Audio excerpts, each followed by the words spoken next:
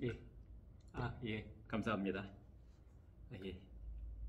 오늘 한번 같이 이야기를 시작하도록 해보겠습니다. 이제 책도 읽어주셔가지고, 상당히 제가 감사드리고요.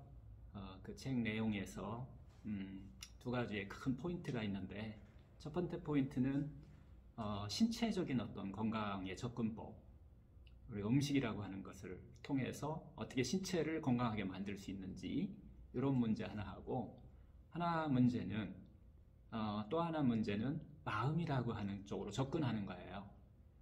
그래서 요즘 병원에서는 대체적으로 신체 쪽으로 접근하니까 약이나 뭐 먹는 거 아니면 주사 뭐 이런 걸 포함해서 그러니까 의료를 보면 표준 의료라고 하는데 뭐 수술, 뭐 방사선 치료 뭐 아니면 내과적인 어떤 약, 주사 뭐 이런 치료를 우리가 표준 치료라고 얘기하는데 이 표준 치료를 또 벗어나서 나머지 치료들을 우리가 자연 치유다 뭐 이렇게 표현하기도 하고요.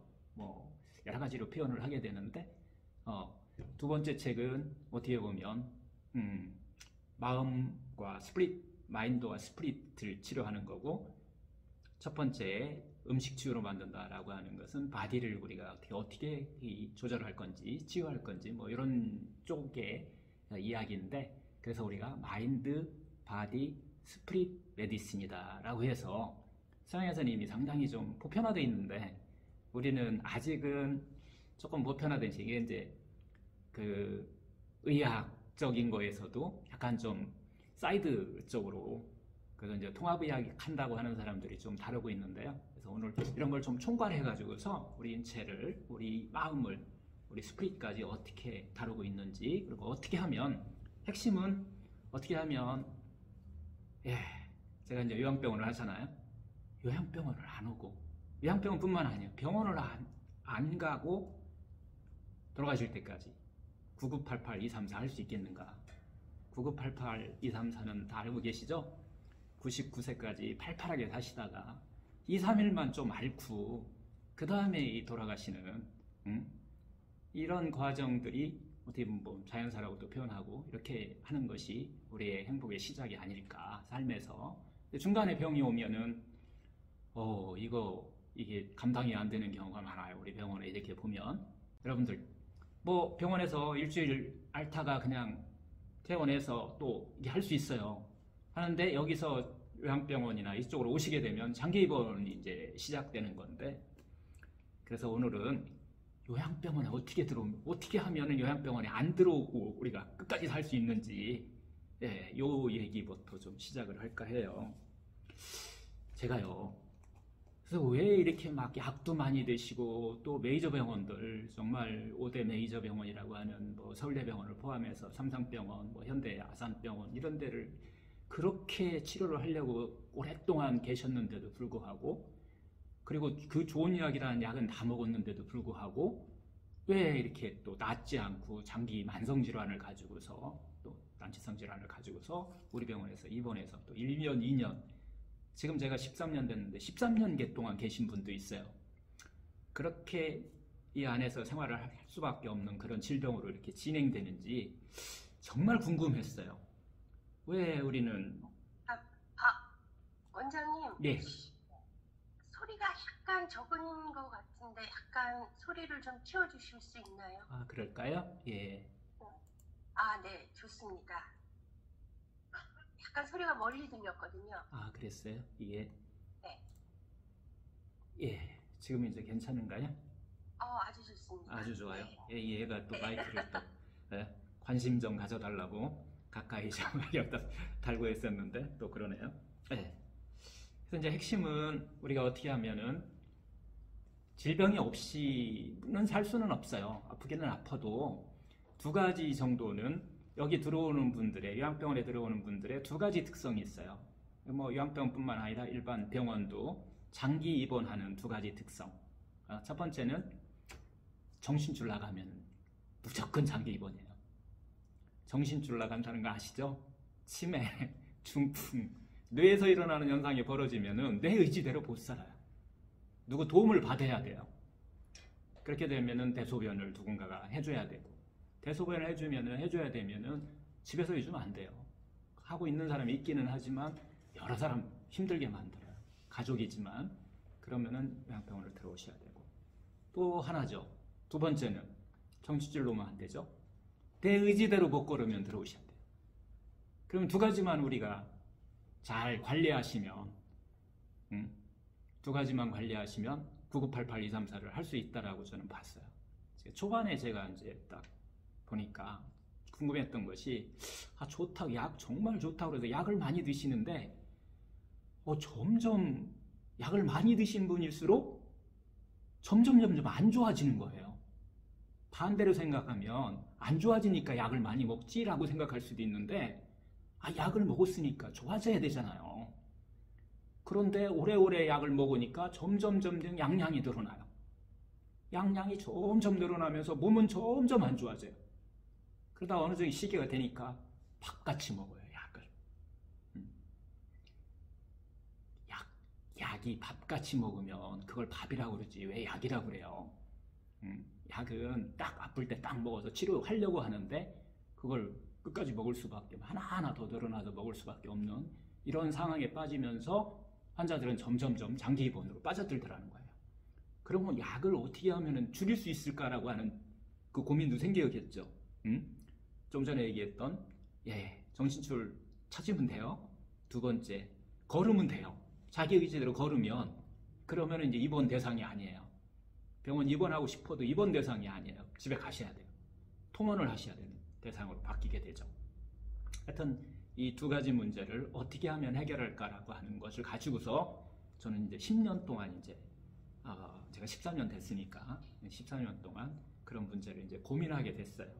그러면서 이제 우리가 학회에, 제가 이제 학회를 소개했었는데 거기서 우리가 질병이 오는 원인이 그럼 뭘까? 뭐라고 생각하세요? 무엇 때문에 이런 현상이 벌어질까요? 그걸 알아야 해결할 거잖아요. 근데 현대의학은 병이 오는 것을 신체적인 면만 쳐다보고 있기 때문에 검사하는 데만 초점을 맞추고 있다는 거예요. 그 검사를 해서 거기에 문제되는 것만 해결하는 데 초점이 맞춰요. 그쪽으로 초점이 맞춰져 있다는 거예요. 그래서 근본적인 문제 해결보다는 어떻게 보면 그때그때 나타나는 증상을 해결하는 데 초점이, 약이 맞춰져요. 머리 아프면 뭔 약? 두통약. 배 아프면 소화 안 되면 소화제. 이런 식으로 돼 있는데, 그 전에 왜 소화가 안 되고 왜 머리가 아픈지 근본적인 원인, 질병의 근본적인 원인, 아까 얘기한 정신줄을 놓는 근본적인 원인, 그 다음에 못 고는 근본적인 원인은 뭘까요? 다 인간은 120세까지는 지금 과학이 밝혀보면 120세까지는 우리가 걷고 정신줄 놓지 않고 살아갈 수 있는 그런 걸 다 갖고 태어났거든요. 그런데 뭔가를 잘못했다는 거잖아요. 그래서 뭘 잘못했길래 그럴까? 병의 원인이 생겼을까? 병이 생겼을까? 그건 첫 번째, 음식이에요. 맞죠? 음식, 그래서 여러분들 음식 막 신경 써서 드시잖아요. 좋은 거 찾아서 드시려고. 진짜 좋은 게 어떤 건가는 이따가 이제 나중에 우리가 얘기했지만, 일단 음식이 원인이 될 수 있어요. 질병이 오게 되는 원인이. 두 번째는 스트레스예요. 스트레스. 만병의 근원 스트레스 다 아시잖아요. 스트레스. 세 번째는 과로예요. 과로가 너무 많이, 정신적인 과로, 또 육체적인 과로가 또 120년 써야 될 것을 못 쓰게 만드는, 우리 몸을 망가뜨리게 되는, 빨리 노화를 일으키든지 질병을 일으키게 되는 원인이 된다는 거죠. 네 번째가 이제 환경이라고 우리가 표현을 해요.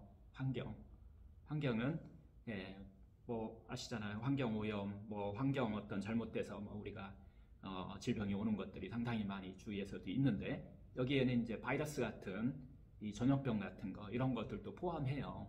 그런 것까지 포함해서 우리가 환경에다가 그걸 큰 카테고리에다가 넣으면 그것도 병의 근본적인 원인이 된다. 여러분들 그래서 환경운동도 하고 계시지 않나요? 이거 의사가 못하잖아요. 그래서 여러분들이 바로 우리 사람을 치료하는, 또 의사라고 표현을 할 수 없지만 의사들보다 더 많은 병을 치료할 수도 있다라고 제가 표현을 하고 있는데요. 그 다음에 이제 다섯 번째가 다 아시다시피 태생적인 거, 즉 원래부터 이제 갖고 있는 그 유전적인 문제, 그래서 유전이다라고 하는데, 유전은 지금 학문이 많이 바뀌어가지고서 그때는 유전학이었는데 지금은 후성 유전학이라고 그래서 그 유전을 가만히 쳐다보니까 엄마한테 받고 아빠한테 받은 것보다는 내가 생활하면서 습관을 잘못해가지고서 병이 오더라라고 하는 것이 이제 후성 유전학인데, 내가 만드는 거야 유전을. 그래서 뒤에 만든 유전학이다. 그래서 이제 후성 유전학이라 해서 이 다섯 가지가 어떻게 보면 병의 핵심이에요. 이 다섯 가지를 잘 해결하시면 아까 얘기한 9988-234를 갈 수 있지 않은가. 너무 범위가 넓죠. 범위가. 그래서 이걸 좁혀드릴 거예요. 하시면 정말 요양병원에 안 오셔도 되고, 병원에 장기 입원 안 하셔도 아까 얘기한 대로 정신줄 치매, 중풍 예방하시면서 또 걸리신 분들도 저희들이 실제 해보면 이 방법을 써보면 상당히 좋아지는 것을 많이 좀 체험할 수 있어요.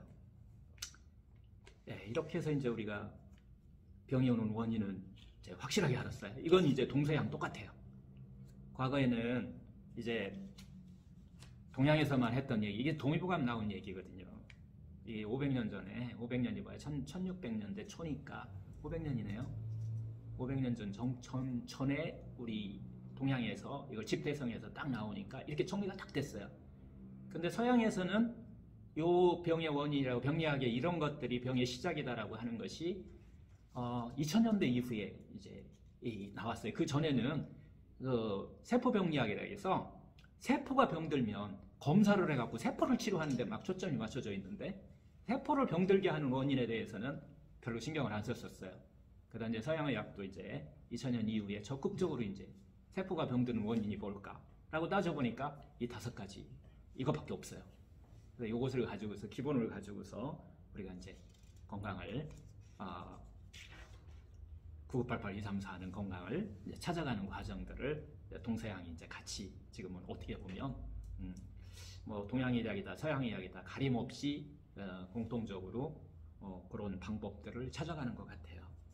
근데 여기서 우리가 이제 제일 중요한 게, 그러려면은 과연 내가 지금 건강이란 무엇인가에 대해서 한번 의문이 안 드시나요? 건강이란 무엇일까요? 건강이라는 것은, 어떤 사람은 멀쩡해요. 병원 갔더니 우연히 진단받았는데, 우연하게 진단받았는데 암이 발견되고 이상한 뇌가 이상 있는 것 같다 그러고, 우연히 가서 진단받고 나서 그냥 손 쓸 틈도 없이 그냥 진행돼 갖고서 돌아가시는 분이 있어요. 자기는 건강하다고 생각했는데, 또 심지어 어떤 경우는 종합검사 해가지고서 머리부터 발끝까지 다 몇백만 원씩 주고 검사했는데, 이제 건강하시다고, 요것만 조금 문제되지 나머지는 다 건강하시다고 이렇게 했는데 몇 개월 뒤에 중풍이 오기도 하고, 또 암이 오기도 하고, 이런 경우도 있어요. 그래서 의사들도 상당히 궁금해해요. 이 건강이란 과연 뭐냐? 그리고 특히 이제 이렇게 해서 이제 하신 분들은 대부분 상당수 사람들이 자기가 왜 그 병에 걸렸는지를 몰라요. 아니, 검사를 다 해가지고서 종합검사를 해갖고 병이 없다고 그랬는데, 왜 내가 몇 개월 만에 이렇게 손 쓸 수도 없는 그런 병에 걸리느냐? 어떻게 한 거예요? 의사들한테 물어보는데 이게 의사들도 궁금한 거예요. 왜 이런 현상이 벌어질까? 건강하다고 했는데. 그래서 상당수 의사들이 과연 완전한 건강이란 무엇인가에 대한 고민을 하게 돼요. 우리뿐만 아니라 동서양 의사들이 다 같이 마찬가지죠. 그래서 이제 우리가 건강이란 무엇인가에 대해서 같이 한번 생각해보는 이런 시간을 먼저 갖고 해결책을 한번 찾아봐 드릴게요. 건강에 대해서 첫 번째 기억해야 될 것이 있어요.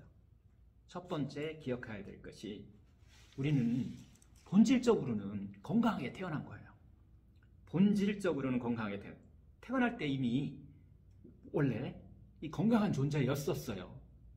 아주 태어날 때. 그런데 이제 우리가 성장을 하고 이게 100일이 되고 돌이 되고 이렇게 해갖고서 특별한 자극이 없으면, 아까 얘기한 5가지 자극에 크게 문제가 없으면 이게 건강한 존재로 이렇게 성장하게 되는데, 이 5가지 문제에 의해서 건강을 방해한 요인들이 이제 생기기 시작해요. 예, 그 중에서 제가 다루는 분야는 물론 이제 음식도 다루기도 하는데, 음식보다는 이제 스트레스 분야를 더 많이 다루고 있어요. 현대에는 스트레스가 더 큰 병의 원인이라고 보기 때문에. 그래서 그 본질적에서, 그 어렸을 때 그 본질에서 우리가 뭘 잘못했길래 우리가 어떻게 벗어났길래 질병이라고 하는 것이 오느냐, 그 본질에서 벗어나는 게 뭐냐, 그것을 우리가 한번 마인드와 스피릿적으로 접근을 해보면, 원래 본질이, 우리 삶 자체의 본질이 기쁘고 행복하게 살아라고 하는, 우리가 태어나면서 그런 것을 받고 태어난 거예요. 그게 바로 본성이라고 하는 거예요. 인간이 태어난 이유가, 목적이 기쁘고 행복하게 살으라고 하는 목적을 가지고서 우리가 태어났는데, 그게 본성이었는데, 그게 본질이었는데, 그 본성에서부터 멀어지면 병이 온다는 거예요. 이것이 바로 뭐예요? 자연의 섭리예요. 자연의학의 섭리라고 하는 얘기죠. 건강의 섭리이기도 하고 자연의 섭리라고 하는 거예요. 본질은 우리가 건강했어요.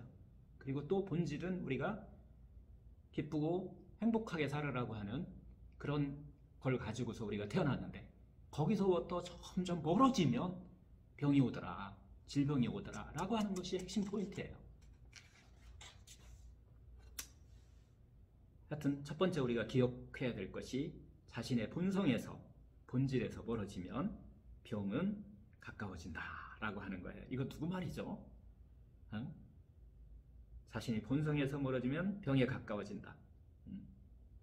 즉 자기의 본성은 기쁘고 행복하게 살아야 되는데, 기쁘고 행복으로부터 지금 현재 내 삶이 멀어져 가면 병의 원인이 그거라고 보는 거예요. 이거 누구 얘기인가요? 히포크라테스의 명언이에요. 다 아시죠? 히포크라테스가 누군지? 현대의학의 아버지죠. 근데 우리가 현대의료가 그렇게 하고 있나요? 선서도 하고 막 하는데, 신체에 매달려서, 검사에 매달려서, 본질에서 우리가 조금은 멀어졌다. 그게 그런데 필요 없는 건 아니에요. 반드시 그건 신체적으로 필요한데, 마인드와 스피릿 면에서는 우리가 다루는 것이 좀 소홀하지 않았나라는 생각을 좀 해봐요. 하여튼 기쁘고 행복하게 사는 것이 우리의 본성인데, 그곳에서 멀어지면 병이 온다는 거예요. 이것이 건강으로 가는 가장 중요한 요소라는 거예요. 우리는 지금까지 또 음식을 뭐 먹으면, 운동을 뭐 하면, 뭘 어떻게 치료하면, 검사를 어떻게 하면, 우리가 예방을 하고 어떻게 하면, 어떤 약을 먹으면 이라고 생각을 했는데, 그 본질은 기쁘고 행복으로부터 멀어지면, 그래서 쉽게 얘기하면 기쁘고 행복으로부터 항상 옆에 있으면 건강하게 살 수 있는 길이 있다는 거예요. 이거 누가 가르쳐 주나요? 의사들은 배워본 적이 없어요. 교과서에 나오지도 않았어요. 어느 의사도 가르쳐 주잖아요. 누가 이걸 가르쳐 줬을까요? 저한테. 이걸 누가 가르쳐 줬을까요? 저의 스승은 누굴까요?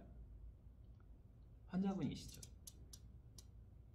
여기 입원해 계신 환자분, 제가 다 보면 점점 멀어져 가요. 어떻게 막 기쁘고 막 바쁘고 정신없이 살아요. 왜 사는지를, 그 삶의 목적이 바로 행복, 기쁘게 살기 위해, 행복하기 위해서 사는데, 삶의 목적은 오로지 하나밖에 없어요. 행복이죠. 모든 정치적인 지도자분, 정치적인 지도자 아니죠. 종교적인 지도자와 우리가 성인이라고 하시는 분의 공통적인 이야기예요. 우리의 삶의 목적은 오직 하나, 행복하게 살려고, 행복하게 사는데, 그거로부터 멀어지면 병이 온다는 얘기를 히포크라테스도 했고, 또 여러 또 성인들이 많이 또 이야기를 한 것 같아요. 그래서 이제 이런 것들이 서양의학에서도 이제 눈치챘어요. 저만 이렇게 이런 걸 주장하는 게 아니라, 그래서 WHO라고 세계보건기구라는 데가 있어요. 이곳에서 거기 평의회가 있어요. 건강이란 무엇이냐고 하는 정의를 내리기 시작했어요. 그 전에는 신체적인 허약하지 않은 것을, 그리고 신체적인 질병이 없는 것, 그리고 또 플러스에서 허약하지 않는 것을 건강이다라고 정의를 내렸었는데 1980년대 이후에 정확하게 정의를 다시 내려요. 거기 평의회에서 그거 갖고는 우리가 건강을 가는데 부족하다라고 해서 건강이란 신체적인 면뿐만 아니라 신체적인 면뿐 아니에요. 그건 다시 들어가요. 당연히 들어가는 거예요. 그 다음에 정신적인 면, 심리적인 면, 거기서 플러스해서 사회적인 면이 들어가요. 사회가 건강해야 돼요. 이것이 온전히 양호한 상태를 건강이다. 이렇게 얘기를 해요. 단순히 질병이 없거나 허약하거나 이런 것들이 허약하지 않은 것을 건강이다 라고 정의하지 않고, 다시 정리하면 신체뿐만 아니라 정신적인 면, 심리적인 면, 사회적인 면도 온전히 양호한 상태. 여러분들이 건강을 이화 민주동호회 여러분들이 건강을 만들기 위해서 그 많은 노력을 하신 거예요. 그 본성을 찾기 위해서 그렇지 않았나. 제가 지금 막 생각든 거예요. 이것은 제가 생각했던 멘트는 아닙니다. 하여튼 이 건강이라는 정의가 이렇게 바뀌면서 이제 할 일이 많아졌어요. 쉽게 얘기하면은 누가 할 일이 많아진 거예요? 의사가 할 일이 많아진 게 아니에요. 의사는 그냥 신체적인 면만 보는 거예요. 누가 할 일? 자기 스스로 할 일이 많아진 거예요. 오늘은 자기 스스로 어떻게 해야 되는지, 신체적인 면은 여러분들 의사들한테 맡기세요. 여러분들 주치의한테 맡기셔야, 그들이 전문가예요. 그들한테 맡기시고 되고요. 하여튼 혹시 여러분들이 건강하다라고 하는 것을 머리 꼭대기부터 돈 많이 들여서 머리 꼭대기 CT, MRI 뭐 다 찍어가면서 뭐 조직 검사, 뭐 검사 다 해가면서 발끝까지 검사해서 이상 없음이라고 한 것을 가지고서 건강하다라고, 이상 없음을 건강하다라고 이렇게 생각하시면 거기서부터 오류가 생기기 시작한다라는 얘기예요. 특히 제가 이제 암 환자를 집중적으로 많이 보고 있어요. 우리 병원에서 보는 게 아니라 이 줌으로 보고 있어요. 줌을 통해서 암 환자 프로그램도 하고 있고, 이 얘기를 좀 하는 거예요. 특히 암 환자가 이 함정에 빠지기 쉬운 거예요. 정말 함정에 빠지기 쉬운 게, 신체적으로 물리적으로 암세포가 소멸되기만 하면 된다는 그런 믿음에 빠져버린 거예요. 그래서 오로지 그냥 병원에 그냥 그 암세포 없애는 데만 이쪽에만 초점을 맞춘다는 거예요. 이게 함정이에요. 함정. 내가 할 일은 안 하고, 그리고서 마음속으로 재발하지 않을까 막 그런 불안에 떨고 있어요. 병원도 몰라요. 재발할지 안 할지. 재발하면은 이제 또 이게 재발했다고 의사는 또 진단상에서만 얘기하지, 이거에 대해서 어떻게 할 수 있는 방법이요, 신체적인 면에서는 대체 아무도 몰라요. 그렇게 올지 안 올지를. 이것은 다시 한번 정리하면은, 재발이 하느냐 안 하느냐는 좀 전에 얘기했지만은 신체적인 면, 정신적인 면, 사회적인 면, 이게 양호한 상태. 좀 더 쉽게 얘기하면은 기쁘고 행복하게 사시면 재발 걱정 안 하셔도 된다는 얘기예요. 그런데 그건 안 하시고 그걸 찾으셔야 되는데 그걸 안 찾으시고 병원에 가서 자꾸 찾으시니까 불안할 수밖에 없다라는 것을 이렇게 암 환자들한테 제가 얘기하고 있는데요.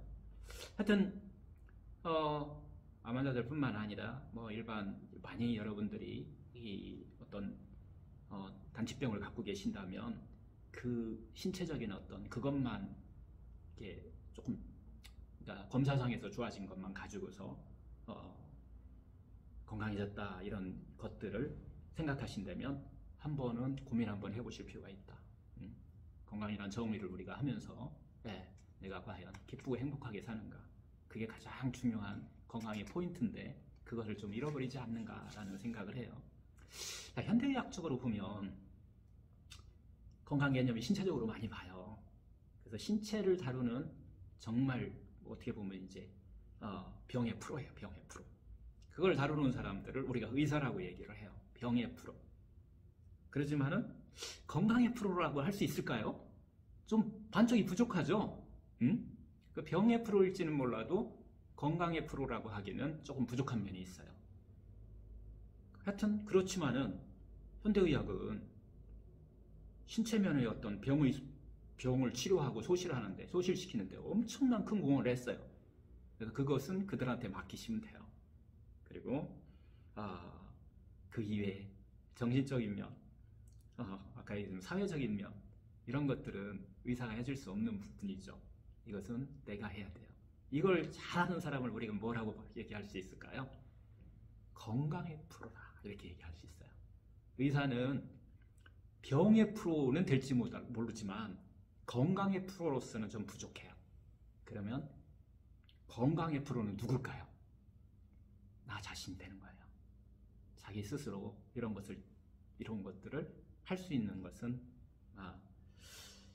하여튼 이런 것들은 이 병원뿐만 아니라, 지금까지는 아프면은 병원에다만 이렇게 막 다 해달라고 하고 병원 가서 막 이렇게 매달렸는데, 이 병원뿐이 아니라 내 스스로 할 수 있다는 것들이, 건강을 위해서 내가 할 수 있다는 것, 특히 난치병을 갖고 계신 분들은 건강을 위해서 내가 할 수 있다는 것을 우리가 안다는 것은 얼마나 좋은 거예요. 이런 개념으로 우리가 접근을 한번 해볼 필요가 있을 것 같아요. 하여튼 이 건강의 정의에 대해서 저도 이제 한의사지만, 의료 현장에 있는 사람이지만, 의사 한의사 할 거 없이 이 일반적인 의료 현장에서는 이 건강의 정의를 잃어버리는 경우가 되게 많아요. 하여튼 병원뿐만 아니라 그런 의료진들이 상당히 많다는 거예요. 하여튼 우리가 저도 그렇지만은 의사들은 다시 한번 정리해요. 병의 프로일지는 몰라요. 병의 프로일지는 모르지만은 건강의 프로로서는 조금은 앞으로도 해야 될 일이 되게 많다. 이런 것들을 가리키는 것들도 하나의, 하여튼 병의 프로가 있다는 것은 좋은 일 아닌가요? 그리고 잘 활용해야죠. 그분이 이제 안 믿어야 돼, 이런 게 아니에요. 그거 있다는 것은 얼마나 너무 좋은 거예요. 결국 병이 왔을 때는 신체의 문제는 의사에게, 마음의 문제는 내 자신이 좀 돌볼 수 있는 그런 것들을 여러분들이 익혀야 된다는 거예요. 그런 것들을 평상시 습관화시켜야 된다는 거예요. 제가 이제 그래서 여러분들 혹시라도 여기서 난치병 앓고 계신 분, 현대의학적으로는 방법이 없다, 확률로 봐서도 이건 치료될 확률이 거의 없다, 이렇게 하는 것들은 불가능하다. 이것은 이런 것들을 하나씩 갖고 계신 경우가 되게 많아요. 회복도 그렇고 이제는 더 이상 회복이 안 된다라고 하는 진단을 받는 경우도 있는데, 이것은 신체적인 면만 본 거예요. 반쪽 갖고 통계를 낸 거예요. 아직 반이 안 들어간 거예요. 그 반은 누가 할 수 있는 거예요? 내가 할 수 있다는 거예요. 그러니까 지금까지 나오는 통계는 전체적으로 거의 다가 신체적으로 통계를 낸 거지, 이 정신적인 면, 더군다나 마인드와 스프릿 면을 내가 어떻게 하느냐에 따라서 이 면이 통계에 안 들어가요. 못 들어가요. 들어갈 수가 없어요. 이것은 우리한테 상당히 좋은 거죠. 희망을 줄 수 있는 거잖아요.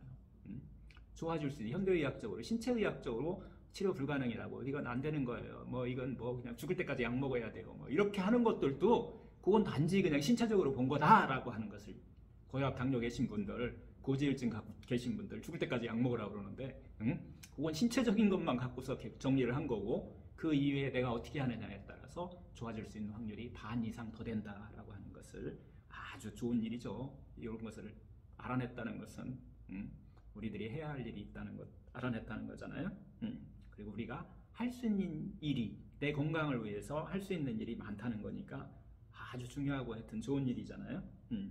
하여튼 내 자신이 할 수 있다. 확률 통계는 내가 어떻게 하냐에 따라서 다 달라질 수 있다.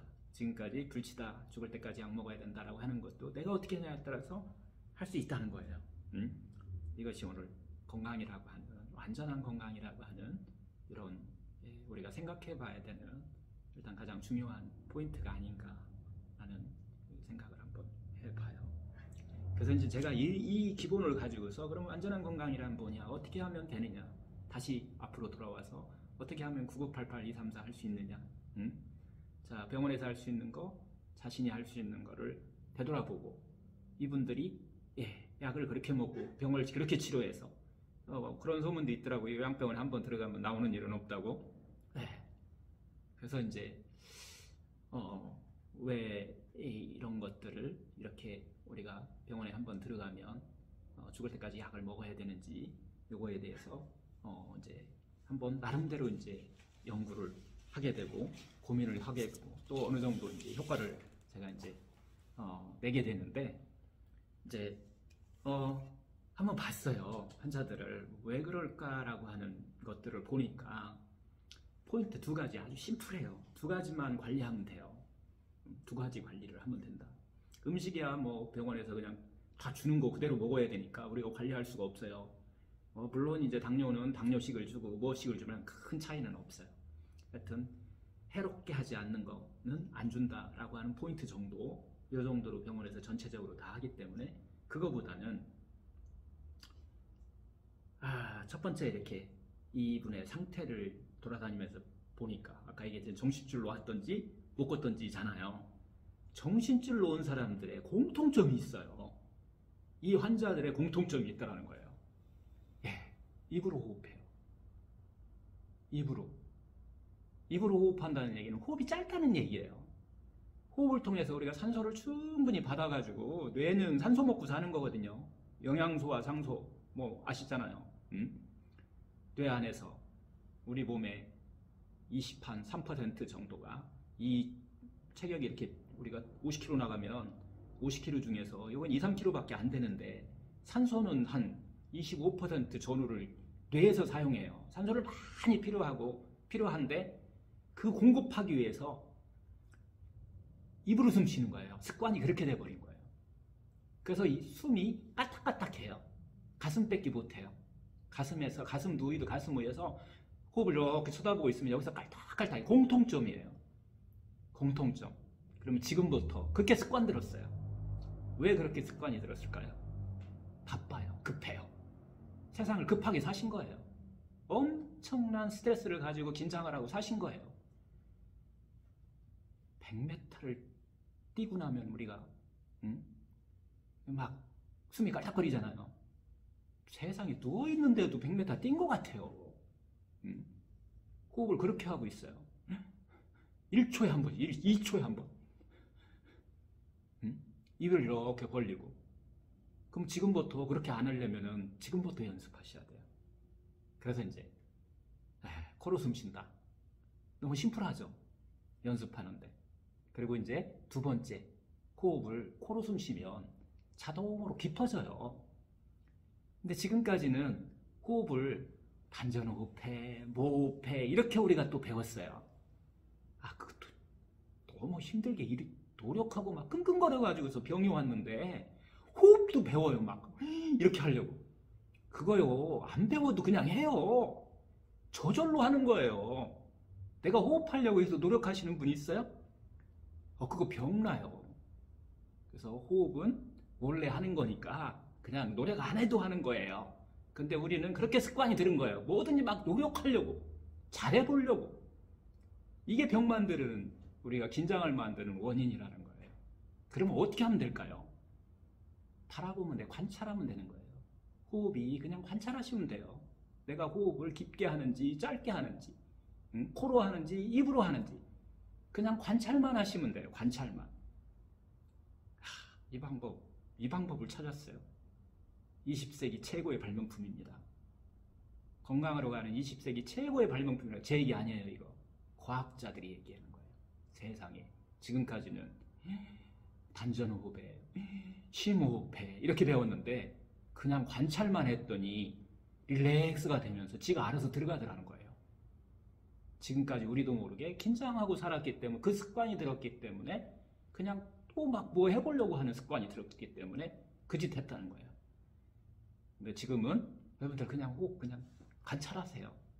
하루에 조금 시간 내셔가지고서 내 호흡 한번 그냥 관찰해보세요. 어디까지 어떻게 들어갔나. 잘 모르겠다고요? 잘 안 될 거예요. 왜냐면은 제가 처음 오늘 여기 와서 긴장했듯이 여러분들도 오늘 처음 제가 가르쳐준 걸 하려면은 그 쉬운 건데도 불구하고 처음 하는 거기 때문에 조금 긴장도 되고 잘 안 될 수도 있어요. 그래서 그거 요령이 나와요. 이게 이제 제가 만든 거 아니에요. 서양에서 제가 이제 서양 명상, 제 심리학을 전공했는데 서양 심리학이에요. 서양 명상하고 심리학을 이제 제가 공부를 했는데 그쪽에서 이제 많은 사람이 쓸 수 있도록 환자들이 쓸 수 있도록 그렇게 만들었어요. 아주 들이실 때는 들이신다라고 마음속으로 되뇌이면서 들이시는 소음을 관찰하는 거예요. 내쉴 때는 내쉰다라고 마음속으로 되뇌이면서 내쉬는 걸 관찰해 보면 돼요. 이렇게 되니까 호흡이 편안해지면서 깊어지니까 마음도 같이 깊어지더라. 이게 뇌과학자들이 지금 찾아낸 좀 전에 얘기한 20세기의 최고의 발명품이에요. 눈에 보이지 않으니까 우리가 팔지는 못해요, 이거. 하지만 돈 안 들이고 우리가 할 수 있어요. 이걸 만약에 약으로 만들어서 그걸 했다. 아마 저는 대박 났을 거예요. 여러분들 집 한 채씩 다 선물할 수 있을 정도로 돈을 받았을 거예요. 근데 이게 자기 스스로 해야 되는 거기 때문에 돈은 못 받아요. 하지만 여러분 스스로 해가지고서 아까 얘기한 건강으로 찾아요. 마음이 편안해지고 고요해지니까 안에서 뭐가 나와요? 기쁨이 나오는 거예요. 행복도 나오고. 그랬더니 뇌 안에서 뭐가 바뀐다? 뇌 신경세포가 활성화가 돼요. 그리고 호르몬이 밸런스를 맞춰요. 특히 이거 자율신경 실조증, 불면도 마찬가지로 자율신경 깨진 거예요. 교감신경이 항진된 것이 너무 긴장만 있고 이완이 안 되니까 불면증이 있는 거예요. 그리고 또 뭐 있죠? 여성들 갱년기 증후군이라고 하는 호르몬, 자궁 호르몬에서 열로 왔다 갔다 하는 거, 이런 것들을 다 해결할 수 있는 길이 열린 거예요. 지금까지는 이제 호르몬제 먹어야 된다, 먹어야만 된다 해서 그게 또 힘들어갖고 또 안 드시기도 하고, 요즘 의사들도 잘 안 권해요. 왜냐면 치료는 안 되고 부작용이 있기 때문에 권하지 않는데 해결책이 나왔어요. 자율신경 조절하고 호르몬 조절할 수 있는 릴렉스하는 방법들이, 이게 좀 전에 얘기했던 가장 기초가 되는 방법 중에 하나가 그거예요. 이거 하시면 돼요. 제가 요즘은 제가 한의사인데 침 안 나요. 우리 한의사를 많으니까 다른 분이 침 넣고, 침도 도움 되니까 당연히 침은 신체적인 치료는 우리 한의사들이 저까지 포함해서 병원에 3명이 있으니까 다른 분들은 침 넣고, 저는 전체 환자를 돌아다니면서 손잡고 호흡 같이 하는 겁니다. 그래서 잘 안 된다 그러면 배를 이렇게 만져보시고 들이쉬고 내쉬고 이렇게 한번 아까 얘기한 대로 한번 해보세요. 이렇게 해서 한 5분만 가르쳐 드리면 아무리 힘든 환자들도 다 스스로 할 수 있는 능력을 갖고 계시더라고요. 그렇게 했더니 병원이 조용해졌어요. 다들 왜요? 마음이 편안해지니까 막 소리들 안 지르시고 이렇게 덜 괴로운 것이에요. 병이 있지만 제가 항상 여기 들어오신 분들한테 신체적으로 병이 있는 건 어쩔 수 없다. 하지만 마음은 내가 할 수 있는 거 아니냐. 지금이라도 마음까지 괴로워야 될 이유가 없잖아요. 그런데 괴로워해요 막. 근데 그것은 이런 습관이 안 들어서 지금 하려고 하니까 힘들어하세요. 그래서 만약 지금부터 하신다면 병은 어쩔 수 없어, 생로병사 어쩔 수 없지만 마음은 내가 어떻게 할 수 있는 것에 훈련하면 지금부터 습관들이면 가능하다라고 하는 것으로. 그랬더니 편안하니까, 괴롭지 않고 편안하니까 뇌가 어떻게 된다? 릴렉스 되고, 그 자율신경이, 교감신경이 항진되어 있는데 그게 밸런스를 맞추면서 균형을 이루니까 호르몬도 균형을 같이 맞추더라 라고 하는 것이 현대의학이 밝혀낸 거예요. 뇌과학이 밝혀내는 아주 가장 또 좋은 소식이 아닌가 하는 생각을 해봐요. 한번 해보실 수 있겠죠? 이게 1번이에요. 두 번째 있어요. 이제 걸어 다녀야 되잖아요. 신체적인 것도 되게 중요해요. 걸어 다니셔야 되잖아요. 본성으로부터 멀어지면 병이 와요. 여러분들 지금부터 어렸을 때 아기 때, 자기 아기 때 해도 좋고 본인들이 본 아기 때의 발의 모양과 손의 모양을 한번 상상해 보세요.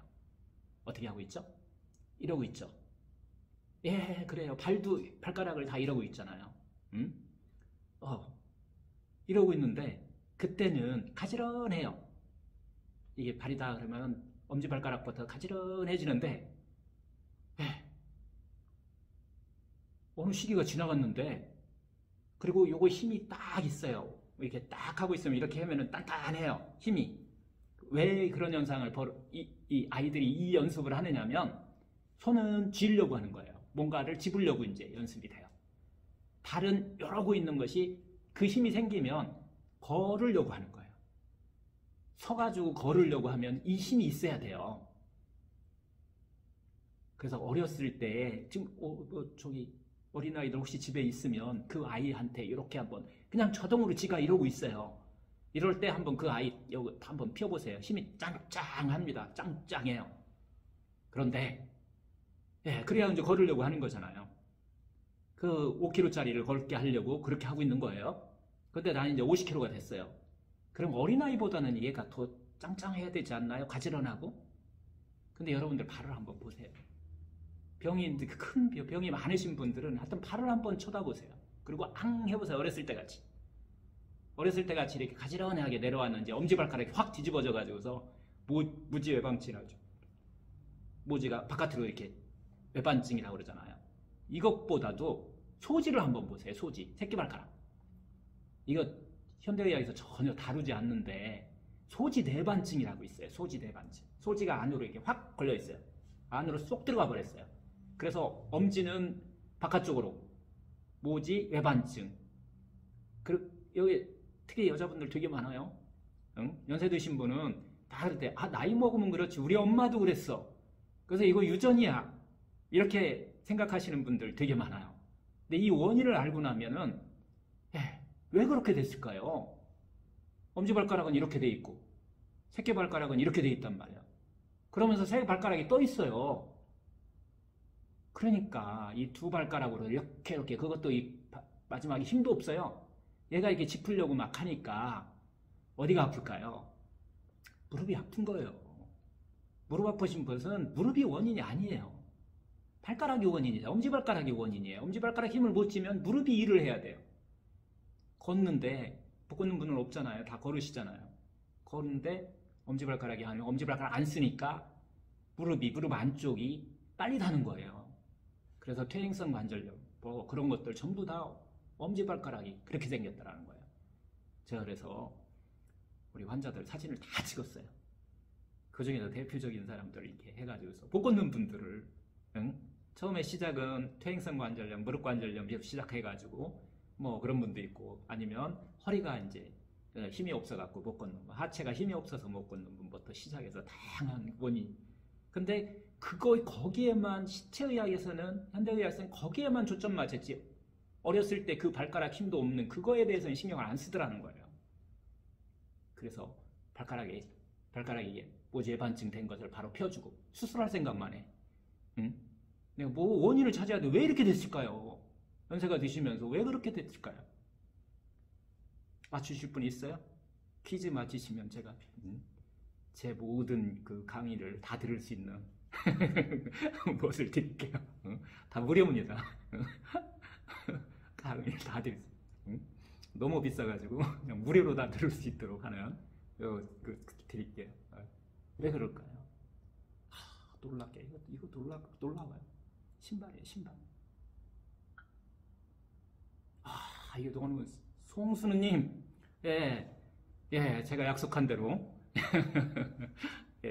채팅창에 딱 썼어요. 신발 때문이 아닌가요? 라고. 맞아요. 신발이에요. 신발이 유전되나요? 엄마 발가락이 그렇다고 내 발가락이 그러니까 엄마 닮아서 그렇다고 얘기를 해요. 엄마 때문에. 엄마 닮아서 그렇다고. 유전이라고. 신발도 유전하나요? 엄마도 작은 거 신고 나도 작은 거 신고. 해결책 심플하죠. 간단하잖아요. 넓은 거 신으시면 돼요. 아마 많이 들었기는 했었을 거예요. 우리 김래 선생님한테 제가 뭐 2년 동안 이게 떠들어댄 얘기고 그거 안 하면 우리 강의 들어오지 말라. 신발 안 바꾸고 강의 들어오지 말라고 제가 얘기할 정도니까 그게 걷는 거의 가장 기본이에요. 본성으로 되돌아가는 거예요. 마음으로 신체는 발가락이 본성으로 되돌아가요. 원래대로 어린아이 때 같이 되돌아가야 되고 정신적인 면은 뭐라고요? 기쁨과 행복으로부터 멀어지지 않도록 우리 본성으로부터 멀어지지 않도록 삶에서 그거 하시면 뇌 문제 없다. 두 개잖아요. 뇌의 문제냐 못 걷는 발의 문제냐라는 거예요. 이렇게 해서 우리가 이제 임상을 한번 쭉 해봤는데 일단 난치병이라고 우리가 얘기하는 이런 병에 고혈압 당뇨는요 제가 거의 90% 이상 좋아져요. 안 좋아진다면 그러니까 완치가 되는데 그냥 호전율은 거의 100%라고 봐도 과언이 아니에요. 하시면 돼요 그냥. 예, 발 바꾸고 그러니까 신발 바꾸고 너무 심플하죠. 신발 바꾸고 호흡 바꾸는 거예요. 호흡을 자기 습관대로 막 긴장돼서 바빠요. 제가 병원에 가서도 암 환자들한테 병원에 가서도 오 이렇게 바빠요. 왜 요가 안 들어오세요? 저 이제 3시간씩 해주는데 한 프로그램에 3시간씩 선생님 너무 좋은데 선생님 말씀은 너무 좋은데요. 저 바빠요. 왜요? 그러면 검사해야죠. 물리치료해야죠. 그건 치료고 제가 하는 건 치료라고 생각 안 하시는 거예요.